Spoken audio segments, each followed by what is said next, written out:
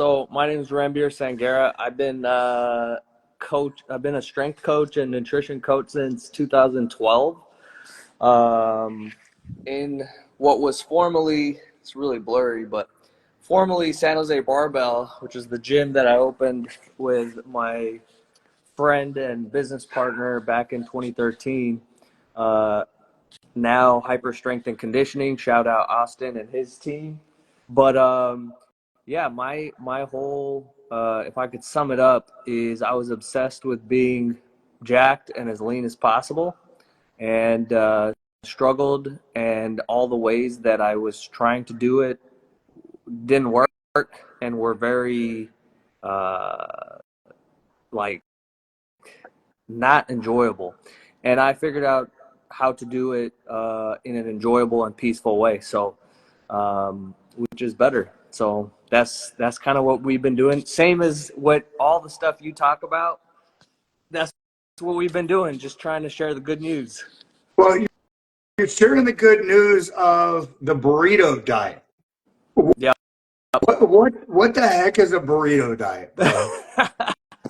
Well, so in short, the burrito diet came about in 2016, and how I had done this is a story for another day, but I had a bulk, and I got up to which for me 185 was I'll send you some pictures of 185 Ranbir, but that was coming back from that. I was like, I'm done with this. I can't do this. Is not for me.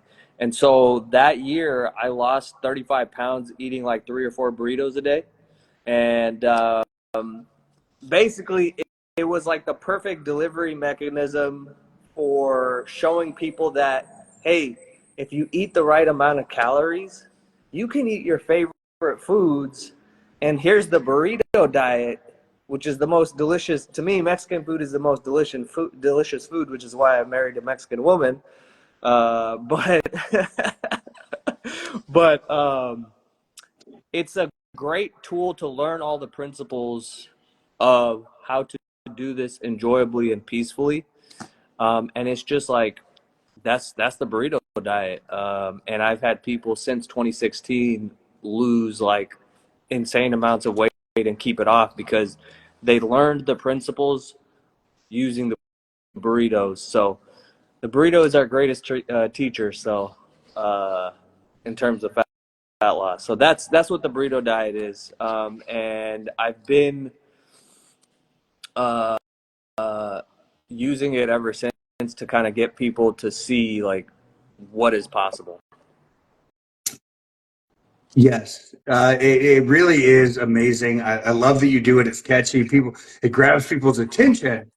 And it really is just an awesome way of saying, listen, you don't need to neglect your favorite foods. Yeah.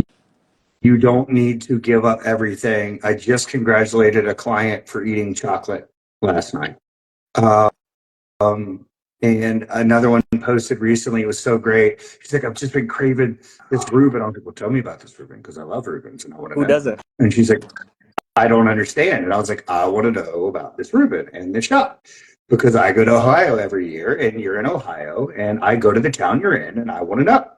And so, but so often to explain, because I know the behind the scenes with him, people tend to feel this guilt and this shame with eating a burrito or eating a Reuben or eating whatever it may be, because they have their diet foods and then their regular people foods. Why is, and you're breaking through that with the burrito diet, why is it so dangerous to have diet foods, or why can't it be to have diet foods and regular foods instead of just finding what works for you? Yeah. Well, for one, the big picture thing is like, you're not gonna, if you associate, struggle or sacrifice or just unpleasantness with what you're eating, as this is the way to lose fat and get to where I want to be, why you think, okay, I want to be lean and strong and healthy. Why do you want that? You think you're going to feel good. when that happens. But you're not going to get to that outcome if all the stuff you're doing today is basically making you feel shitty, or your perspective on it is not that great. And so whatever you put in as the ingredients as your process is what you'll experience in the outcome. You can't experience peace and enjoyment and lightheartedness being lean if what you put into the ingredients as the in the process is, this sucks, oh, I hate eating this, I can't eat pizza, misery, struggle. Like, if that's what you're putting in, then that's what you're going to get out. But more than likely, you're not going to reach the outcome because you're going to blow yourself up along the way. And I, I think about these things a lot because I'm like, this is so, everybody can do this. This is not rocket science. It's not unattainable. I have zero favorable genetics, but I've done some pretty awesome things, aesthetically and athletically. And it's simply because, guess what? The part that I just talked about is the psychological and behavior part, but the physics part is, body fat is a molecule. We know what that molecule is. That molecule has a certain weight, and if we start to, we always talk about calories in, calories out, but even at a simpler level, it's atoms in, atoms out. And that's what food is made of. That's what you're made of. If I bring in more atoms than I use up every day, I'm going to accumulate the excess. So all bodies work in this same universe according to the same laws of physics. So guess what? This is so dope. You can lose as much fat as you want. So why not do it in the most enjoyable way possible? You mentioned the cravings, and this is something that I've been noticing. I ask a lot to new people. I'll ask them, like, what do you struggle with most? Blah, blah, blah, blah, blah, blah, cravings. And a lot of people will say cravings, and they'll say whatever they're craving. Because I always ask, like, what do you crave? And then I'll tell them, well, what if if we work together, I would tell you, you have to eat chocolate every single day, and you're going to lose all the weight you want to lose. How do you feel about that? And most people just can't wrap their head around it, or they won't allow themselves to accept that as a possibility. And then I go on to explain, it's like, the only reason you have cravings is because you think you can't have this thing, or it's bad for you. But if you knew that you could have anything you want, and it's not bad, there's not anything bad for you, there would be no more craving, because you could eat it every day. And I would tell you to eat it every day. And when you remove all that constriction and control around it, a lot of times what people find is they'll go oh, I don't have this uncontrollable urge where I just have to stuff my face, because there's no more drama around it. If they want it, they can have it. And so it doesn't have this power over them anymore. And so, yeah, that's kind of my long-winded answer to that question. But yeah. I think that's a lot of that is dead on. And if I may go a little bit deeper on that with the cravings, Yeah. I think there may be two more levels. One may be if often we use food as a comfort mechanism. And if the food didn't cause the stress, it can't solve it. Yeah. That is one of them. So if it is a deeper psychological thing where it is a comfort mechanism, we need to dig into that. On the second one, the second part, in addition to your point, because just like a child, if you tell them they can't have something, what do they want? That's all they want. Nobody wants to be told what they can't do. And like I tell every one of my clients, I'm never going to tell you what you can't do. I ain't your mama and I ain't Jesus. So we're not going with that. Yeah. But the second layer is too, where we typically see the sugar cravings and the high cravings is, to your point, the hyper restrictive attitude, where we are not getting the vitamins, the nutrients, and the carbohydrates we need. And we know that the fastest fuel source for the brain is sugar. So no wonder you're craving it when you're hyper restricting it. Yeah. Which can be one of the downsides. And I'm not down talking intermittent fasting or long term fasting. I'm not downplaying that. It can be, for a lot of folks, one of the downsides. It is one of the reasons where we do tend to say, hey, let's eat more nutrient dense foods and things with fiber, protein, vitamins, and nutrients. And it's one of the reasons where I think we've all been there, where we just sit there and binge eat pizza and you're like, okay, like I'm stuffed, I'm about to throw up, but my brain's telling me to give me more. Why is that? Because you didn't give it what it really needs. Your body has love languages too. Yeah. And in the same way that if you've ever had a partner that didn't speak to you in your love language, like let's say they give you gifts, but your love language is quality time, they could give you everything in the world, but it would never register to you as love. Yeah. You can give your body all the food in the world, but if it's not giving it the vitamins and nutrients that it needs, it's not going to register as love. Yeah. You know, the first thing that you mentioned, and I would love to hear, because I more and more I'm like, you know, when I was younger, I never really thought about it because you're kind of in your own world. Um, but and obviously you've done a great job of trying to share and help people with this because you went through it.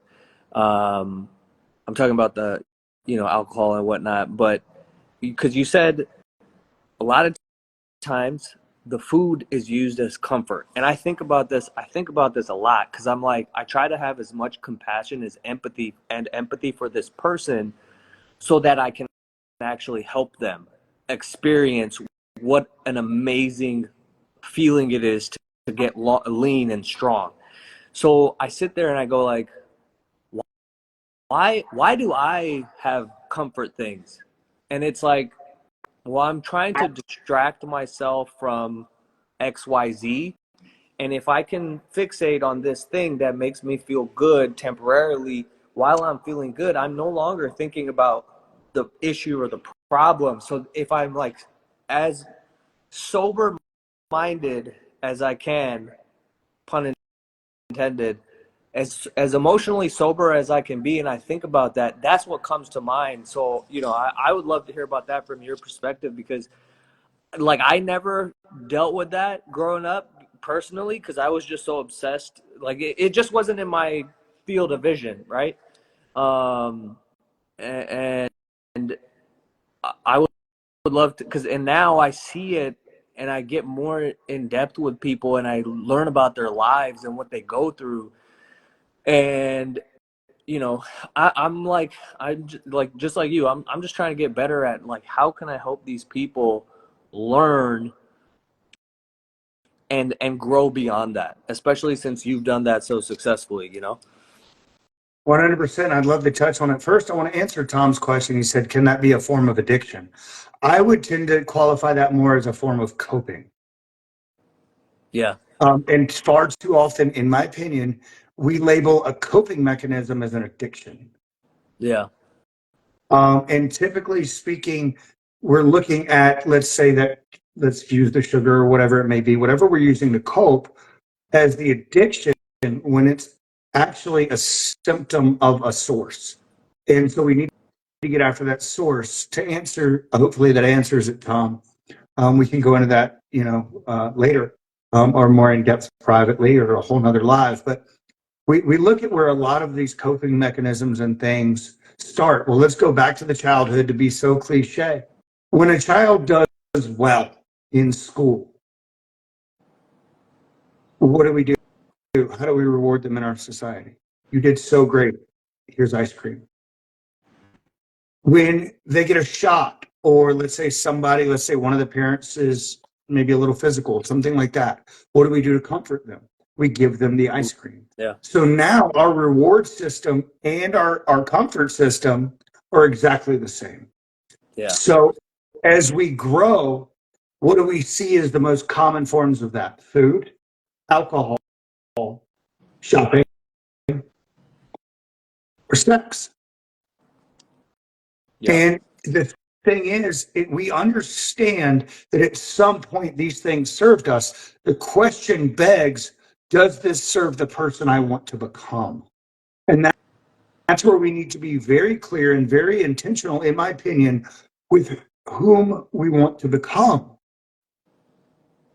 And the simple question of, is this what this person would do? Is this getting me closer to or further away? So that's one layer. Like Shrek, it's got layers, like an onion, like a parfait. You don't ever walk up and go, hey, what's parfait? You know I don't want a parfait. But now in my head, in the morning, I make a waffle. But so that's one layer. And the next one is, like, as far as the coping, we can look at it several ways. If we look at a lot of the single moms that I work with, a lot of them will go for something like ice cream or something at the end of the night or a comfort snack. Well, we look at that. So many women are such amazing caregivers, and their whole day is the kids and their job and their husband. No wonder you want something that's just yours for you, because it's the only thing you've given yourself all day. Yeah. With that being said, like, I know there's certain snacks that you and I both love, but I'll pick on myself for a second. We just love Christmas season. So peppermint bark. I'm basic, bro. But if you gave me peppermint bark as a gift, but put laxative in it, is that a very good gift? No, because it's damaging me at the same time. Yeah. And should a reward system or a comfort mechanism be accompanied by guilt, shame, or a negative feeling and effect? In my opinion, no. Yeah.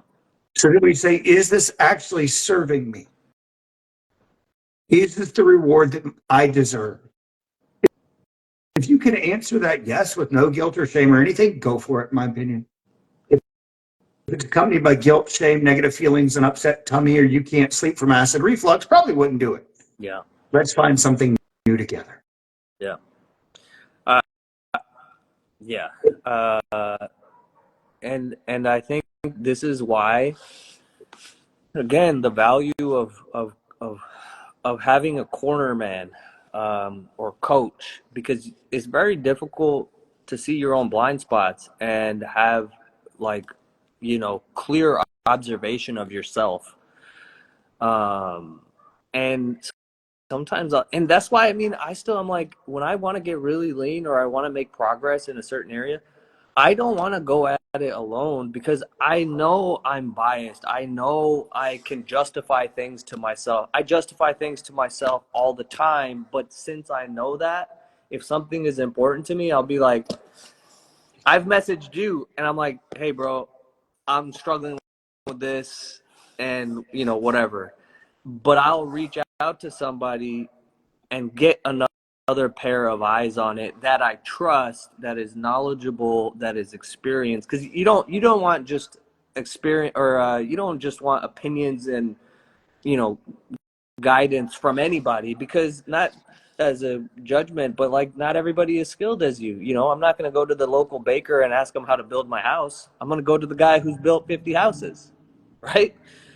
So the awareness piece is huge. And yeah, like, I Would think you say that's awareness and honesty, right? And honesty. yeah. The truth shall set you free. Yeah. I think you hit on something there. Like, a lot of people are aware that they need to change, but are they being honest with themselves about what they need to do, what it requires, what it takes? And honestly, like, one of the best answers I've ever gotten from somebody that chose not to renew with my coaching, he goes, bro, I'm just not willing to do the work that it takes and be consistent enough. I'm cool being fat for right now. That's And a I great went, answer. dude, yes, I respect you and I am here for you. Yeah. Like, I love that answer, and not that it's about the fat or the not fat or any of that. Like, he just went, I'm okay with the life. I realized I'm not willing to do what it takes in any shape, form, or fashion. I'm good. Yeah. I respect the fool out of that. Yeah.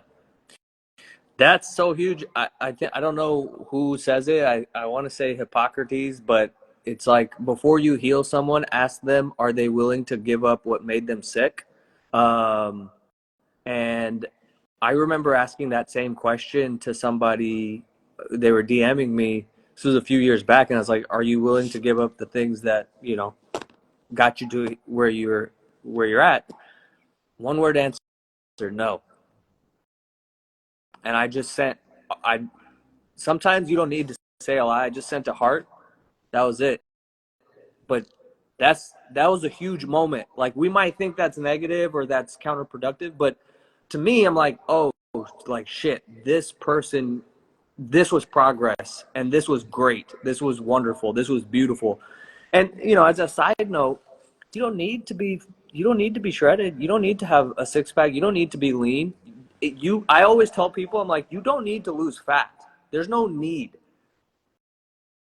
As uh, um, unbiased and like without any preconceived notions, you can live your life being 40 pounds overweight and do all kinds of fun things and have a family and do blah blah blah.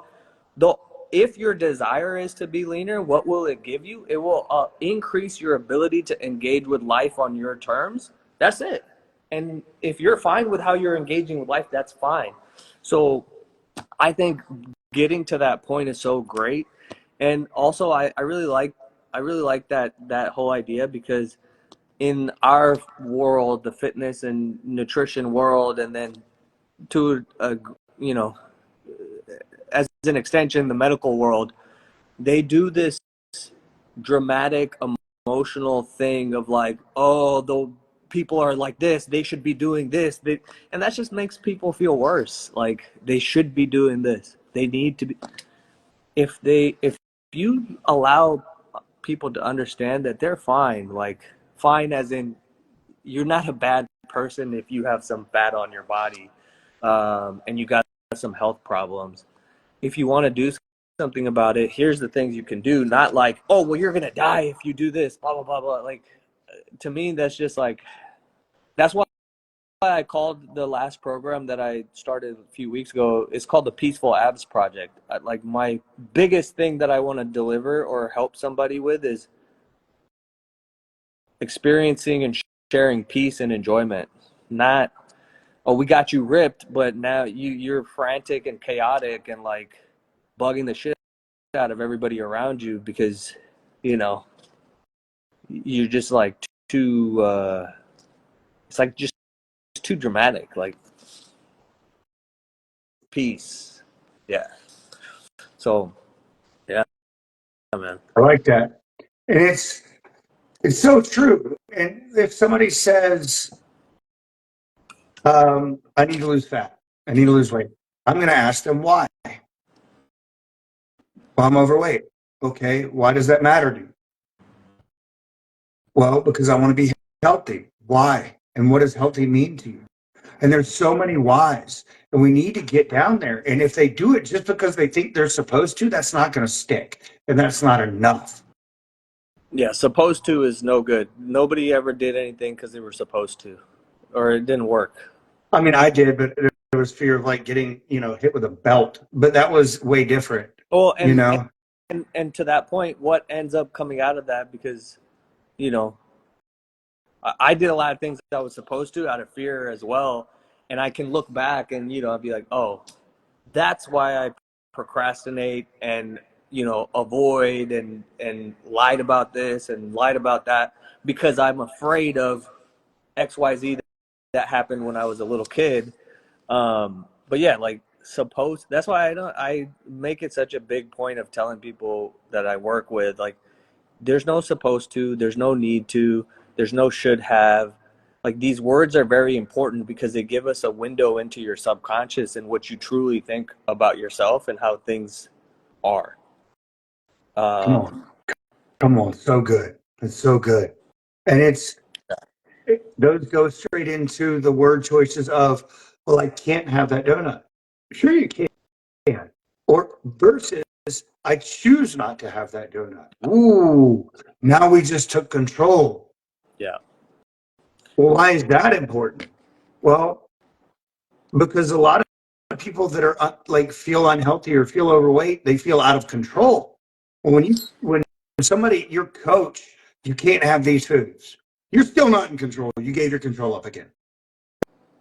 And I can almost guarantee you, you're going to go back to where you were when you're done. Sometimes people think like, oh, it's just semantics. You're just like this doesn't mean anything. I'm like, no, words mean so much. And that's why I love how you phrase so many things. One of my favorite questions you always ask, because it gets you to think differently and question your own words and language is, and you probably know which question I'm going to refer to, but what would it look like if it were easy? Like phrasing it that way versus, the normal ways that people phrase stuff, that changes the whole, like even when I say that, the feeling that's here changes. Like I'm in a different, state of mind and energy. So yeah, like the words are so important. Like Yes, the language is so so many. Like, how would this look if it was simple? What would this look like if it was easy? If I told you that this would take a year, would you still start? If I told you that the scale would never move, would you continue making better choices and better habits? That's a real teller right there.